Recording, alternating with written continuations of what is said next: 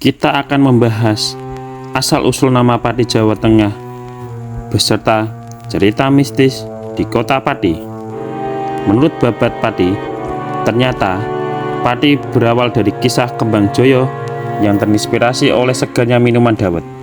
Kini Pati Jawa Tengah juga dikenal dengan julukan Hogwarts Van Java. Seperti diketahui, Hogwarts adalah sekolah dan asrama penyihir dalam film Harry Potter.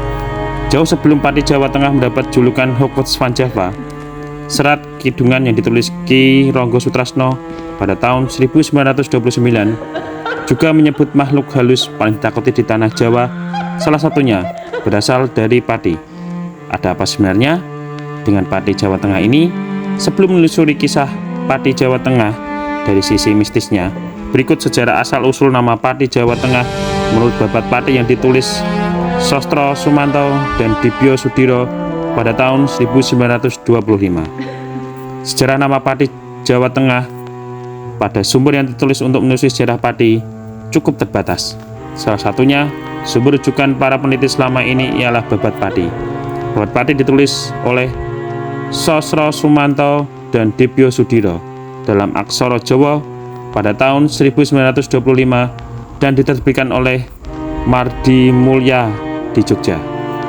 Babat Pati baru dialihbahasakan pada tahun 1980 oleh Yanti Darmono dan diterbitkan Departemen Pendidikan dan Kebudayaan, proyek penerbitan buku sastra Indonesia dan daerah. Wilayah-wilayah tersebut dalam kesatuan politisi yang kuat dengan membentuk kadipaten bernama Pesantenan. Kembang Joyo kemudian memilih tinggal di desa Kemiri, sehingga mendapat julukan Ki Ageng Kemiri. Selanjutnya, Kembang Joyo berusaha memperluas wilayah dengan menentukan daerah-daerah lain. Dia juga membuka daerah baru dengan membuka hutan untuk dijadikan sebagai desa-desa baru. Saat Kembang Joyo membuka hutan Kemiri menjadi perkampungan, datanglah seorang laki-laki penjual dawet bernama Isa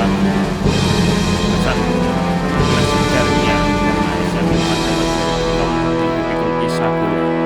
Joyo pun menanyakan bahan lalu menceritakan minuman dawet terbuat dari padi aren yang diberi santan kelapa dan gula aren. Kembang Joyo pun terinspirasi. Setelah pembukaan hutan itu selesai, dia menamainya dengan Kadipaten Pati Pesantenan.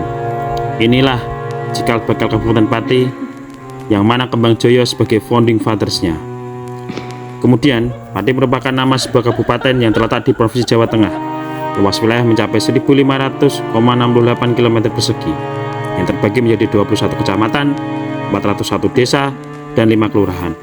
Batas wilayah Kabupaten Pati adalah sebelah barat berbatasan dengan Kabupaten Kudus dan Kabupaten Jepara, sebelah timur berbatasan dengan Kabupaten Rembang dan Laut Jawa, sebelah utara dengan Kabupaten Jepara dan Laut Jawa, serta di sebelah selatan berbatasan dengan langsung Kabupaten Grobogan dan Kabupaten Blora.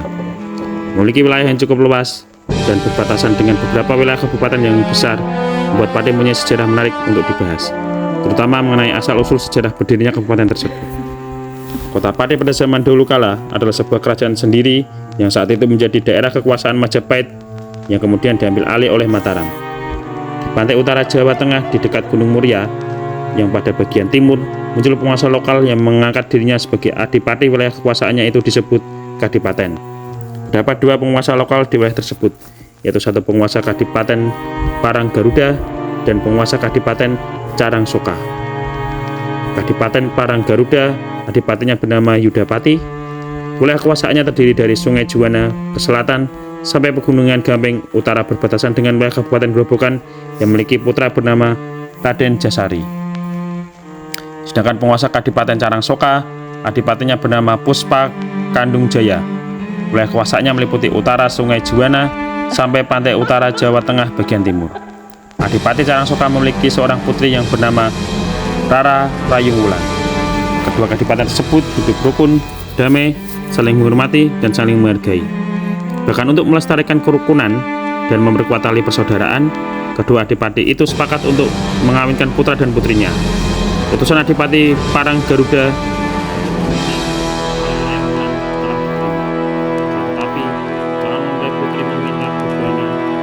saat resepsi pernikahan dimeriahkan dengan pagelaran wayang serta seorang dalang kondang yang bernama Savayana. Untuk memenuhi beban itu, Adipati Parang Garuda menugaskan Panggede Kemangguhan bernama Yuyurumpung Agul-Agul Parang Garuda.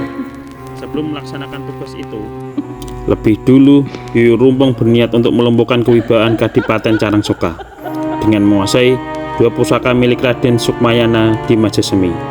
Dengan bantuan Sodong Majeruk, kedua pusaka itu dapat dicurinya.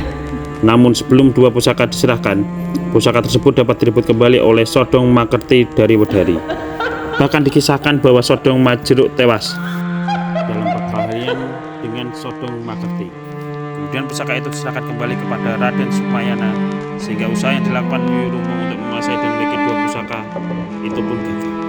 Walaupun seperti itu, Yuyurumpung tetap melanjutkan tugasnya untuk mencari Dalang Supayana agar perkawinan putra Adipati Parang Garuda tidak mengalami kegagalan dan berhasil dengan baik serta meriah. Pada malam sesi perkawinan dapat diselenggarakan di Kadipaten Carangsoka. Acara ini mempunyai pagelaran wayang kulit dengan mengundang Ki Dalang Sapanyana bisa dipenuhi. Namun terdapat kejadian di luar dugaan. Baru resepsi dimulai, tiba-tiba Mleh Putri meninggalkan kursi pelaminan dan melarikan diri bersama Dalang Sapanyana. Resepsi perkawinan antara Raden Jasari dan Rara Raimulan pun gagal. Bupati Yudapati merasa sangat dipermalukan. Emosi tidak terkendali lagi dan menyatakan peperangan terhadap Adipati Carangsoka. Dan peperangan tak dapat dielakkan. Raden Sukmayana dari Kadipaten Carangsoka memimpin prajurit Carangsoka. Akan tetapi dirinya mengalami luka parah dan akhirnya wafat. Raden Kembangjoyo, adik ipar Raden Sukmayana, meneruskan peperangan dengan dibantu oleh Dalang Sapanyana. Mereka menggunakan pusaka milik Raden Sukmayana dan berhasil mengalahkan prajurit Parang Garuda. Karena jasanya, Raden Sukmayana kemudian diangkat menjadi pengganti Raden Puspakandung Jaya dan dinikahkan dengan Rara Rayung Wulan. Sedangkan Dalang Sapanyana diangkat menjadi patihnya dengan nama Singosari yang bertugas untuk mengatur kekuasaannya yang kian melebar ke bagian selatan. Adipati Raden Kembangjoyo memindahkan pusat pemerintahannya dari Carangsoka ke Desa Kemiri, yang kemudian mengganti namanya menjadi Kadipaten Pesantenan dengan gelar Adipati Jayakusuma di Pesantren. Kemudian saat Kembangjoyo membuka hutan Kemiri menjadi perkampungan, datanglah seorang laki-laki penjual dawet bernama Ki Sagola. Terkesan oleh segar dan manisnya minuman dawet dari gentong yang dipikul Ki Sagola, Kembangjoyo pun menanyakan bahan dasarnya. Ki Sagola lalu menceritakan minuman dawet terbuat dari pati aren yang diberi santan, kelapa, dan gula aren. Mendengar jawaban itu, Kembangjoyo pun terinspirasi. Setelah pembukaan hutan itu selesai, dia menamai dengan Kadipaten Pati Pesantenan. Setelah itu, untuk kembali mengembangkan pembangunan dan memajukan pemerintahan wilayahnya, Adipati Raden Tambranegara memindahkan pusat pemerintahannya dari Kadipaten Pesantenan menuju ke barat, yaitu Kadipaten Pati. Diperkirakan perpindahan pusat pemerintahan dari Kadipaten Pesantenan ke Kadipaten Pati terjadi antara bulan Juli dan Agustus 1323 Masehi. Ada 3 tanggal baik, yaitu 3 Juli, 7 Agustus, dan 14 Agustus tahun 1323. Akhirnya, pada 28 September tahun 1993, di Pendopo Kadipaten Pati diputuskan bahwa tanggal 7 Agustus 1323 sebagai hari kepindahan Kadipaten Pesantenan di Desa Kemiri ke Desa Kaborongan menjadi Kabupaten Pati. Tanggal 7 Agustus tahun 1323 pun ditetapkan sebagai hari jadi Kabupaten Pati dalam Peraturan Daerah Kabupaten Pati nomor 2 tahun 1994 tanggal 31 Mei 1994. Berdasarkan Peraturan Daerah Kabupaten Pati tingkat 2 Pati nomor 3 tahun 1993, semboyan Pati berbunyi Bumi Minatani yang memiliki arti B. Berdaya, berkemampuan untuk mewujudkan cita-cita, U. Upaya, usaha dalam mencapai cita-cita, M. Menuju, arah atau tujuan yang ingin dicapai sesuai identitas daerah, I. Identitas Pati, ciri kekuasaan sehingga masyarakat dapat menemukan jati dirinya, M. Makmur, cita-cita hidup yang diidamkan seluruh bangsa, I. Ideal, harapan masyarakat yang ingin dicapai, N. Normatif, harapan masyarakat dan pemerintah agar dicapai suatu keadaan, A. Adil, cita-cita bangsa yang diambangkan sesuai dengan Pancasila dan UUD tahun 1945, T. Tertib, keadaan yang diharapkan yaitu tertib pemerintah dan tertib masyarakatnya, A. Aman, keadaan di mana masyarakat benar-benar merasa aman, N. Nyaman, keadaan di mana masyarakat merasa enak, sejuk, sehat, dan segar, I. Indah, sebagai cita-cita pendukung yaitu kondisi estetika dambaan masyarakat. Kemudian kisah Kabupaten Pati itu tidak jauh dari kisah Syekh Jangkung yang sakti, mandraguna, dan ahli berdakwah. Syekh Jangkung atau juga dikenal dengan Saridin adalah seorang ahli berdakwah agama Islam. Ia juga seorang dermawan, senang beramal, dan membantu kaum duafa dan para fakir miskin. Namun kehebatan berdakwahnya tidak terlalu banyak diceritakan warga Pati, Jawa Tengah. Yang menjadi buah bibir yang diceritakan warga Pati turun-temurun adalah tentang kesaktiannya. Ada banyak cerita yang menunjukkan Syekh Jangkung seorang sosok yang memiliki kesaktian luar biasa. Cerita itu sangat melegenda. Nah, siapa sesungguhnya Syekh Jangkung atau Saridin itu?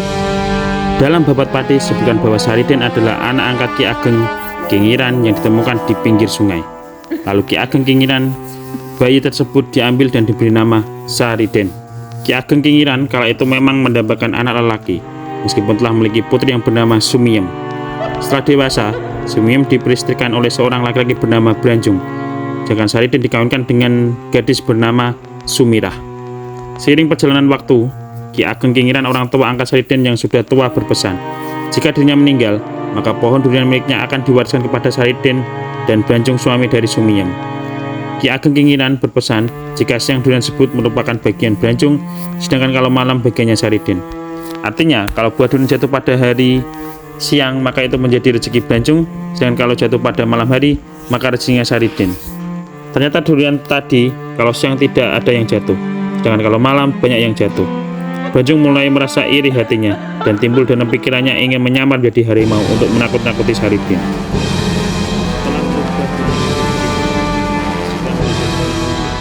Saridin tahu kalau ada harimau di pohon durian, segera menembaknya, kena dan mati.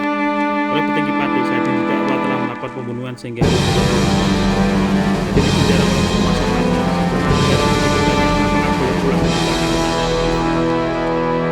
Petugas jawab, boleh saja asal bisa. Dan terbukti beberapa kali Saridin bisa pulang, keluar dari penjara di malam hari dan kembali ke esok harinya.